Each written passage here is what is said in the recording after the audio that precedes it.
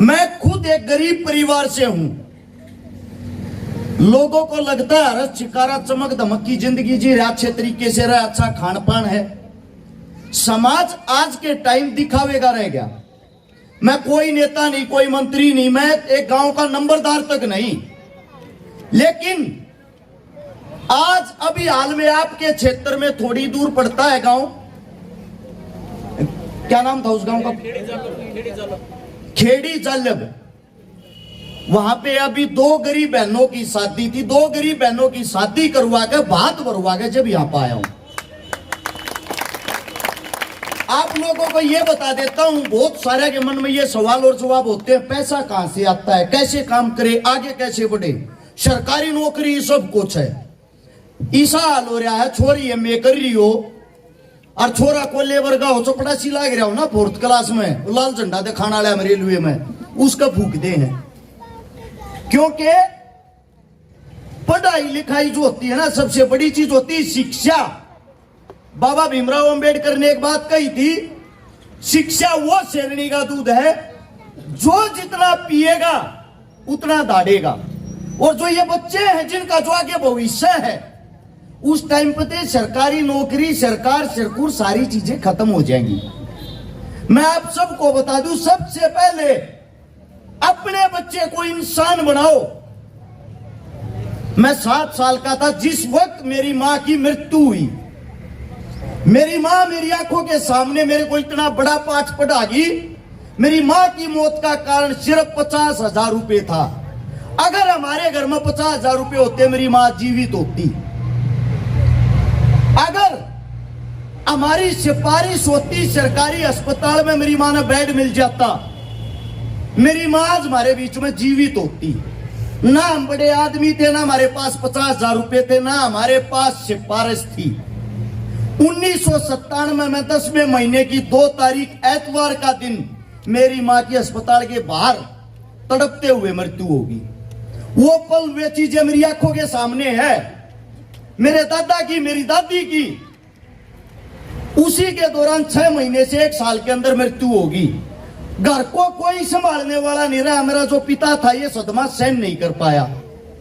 मेरा पिता एक देहाती, देसी, अनपढ़ सा इंसान है, लेकिन उस मरती हुई मां ने, उस अनपढ़ इंसान ने मेरे को एक शिक्षा दी, जीवन में बेटा एक तो नशा मत करना।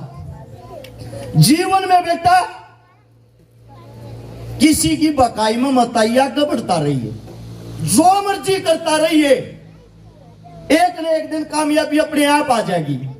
वह शिक्षा आज तक मैंने किसी भी नशे के टेस्ट का नहीं पता, क्योंकि मेरी मां ने जो बातें बोली थी मैंने उन बातों को माना।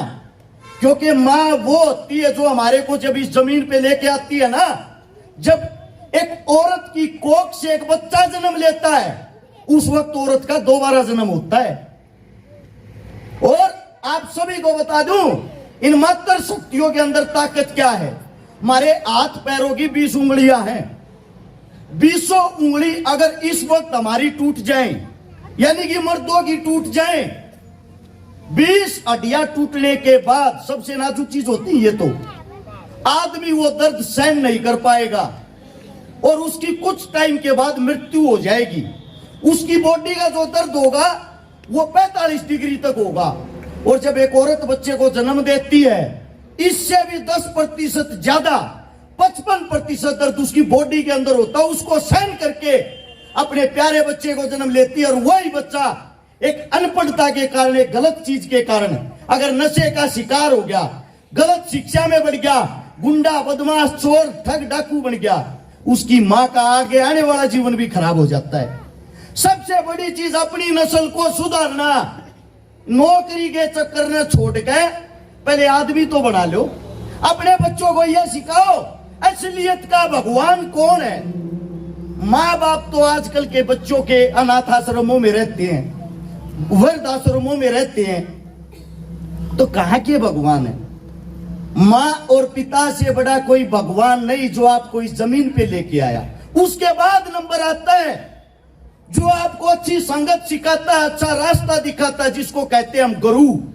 वो गुरु किसी भी रूप में हो सकता है। मेरा यह मानना है यहां पे स्कूल के अंदर जितने बच्चे हैं इनको ये जो जातिवाद वाला पाठ है वो मत पढ़ाना। जब पहली क्लास में बच्चा बैठता उस बच्चे को ये नहीं पता होता तेरी जाति क्या है, दूसरे की तेरे दोस्त की जाति क्या है। एक साथ खाते हैं, एक साथ पीते हैं, लेकिन जब स्कूल पास आउट तक 12वीं कक्षा तक ये पहुंचते हैं, पता नहीं ये कौन सा पाठ पढ़ते हैं, इनको ये पता लग जाता मैं जाट हूं, मैं ब्राह्मण हूं, मैं खाती हूं। और यही बीमारी इस देश को खा रही है। अभी 23 मार्च था शहीदी दिवस भगत सिंह राजगुरु सुखदेव का। उन्होंने मरते मरते उन्हें भी एक बात कही थी, ये जो जातिवाद का बीज जब तक हिंदुस्तान के अंदर रहेगा हिंदुस्तान का भला नहीं हो सकता। अगर आप हिंदुस्तान का भला करना चाहते हो, एक हिंदुस्तान के नागरिक बनना चाहते हो, प्यारे बच्चे बनना चाहते हो, यो जातिवाद का जहर इनके अंदर से निकाल लो। जातिवाद का दूसरा नाम सिर्फ वोट बैंक है। नेता मंत्रियों ने आपके गले में जाट ब्राह्मण खाती का पट्टा इस मारे पर आ रखा है वो अपना वोट बैंक बढ़ा सके, एक दूसरे की मदद करे, इसी में जीवन है। खाली माइक पकड़ के ये बात बोलन नहीं आ रहा। मैंने इन पिछले 2 साल में ये मेरे साथ में बैठी मेरी बहन गीता लावा दम्मल फौजी, हमारे जो बड़े भाई हैं, बड़ी बहनें, माता समान पिता समान, इनके आशीर्वाद से 300 बेटिया के ब्याह करवा दिए जिनका ना भाई था, ना बहन थी, ना बाप था, ना माँ थी। और 50 उन बहनों के बात भर दिए जिनके पाचड़े चढ़ने के लिए कोई भाई नहीं था। आज 50वां बात था यो। और मेरा ये मानना है, मेरे से पूछते हैं कहीं क्या करना चाहता है, मैं उनको यही बताता हूं जो मैं आज कर रहा हूं, जब तक मेरे अंदर सांस है मैं बस यही करना चाहता हूं, इससे अलग नहीं। 29 करोड़ रुपए की बिना कोई पावर के, बिना कोई पद के, 100 गज के किराए के मकान में रहता हूं। 29 करोड़ रुपए की लोगों की नगद मदद कर दी। 1400 से ज्यादा उन परिवारों का इलाज करा दिया, बसा दिया जिनके घर के अंदर पीने के लिए पानी का मटका तक नहीं था।